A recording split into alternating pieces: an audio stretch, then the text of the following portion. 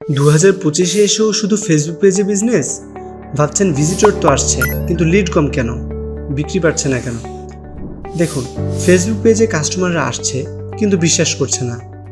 কারণ মার্কেটে অসংখ্য ফেক পেজে অগোছালো পোস্ট, তাছাড়াও কাস্টমার ইনবক্সে অর্ডার করতে গিয়ে কনভারসেশনের মাঝপথে চলে যায়।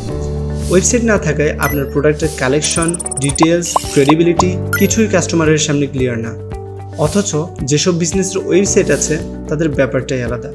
ওয়েবসাইটে কাস্টমার প্রোডাক্টের কালেকশন, প্রোডাক্টের ছবি, ডেসক্রিপশন, প্রাইস সব কিছু এক জায়গায় পায়।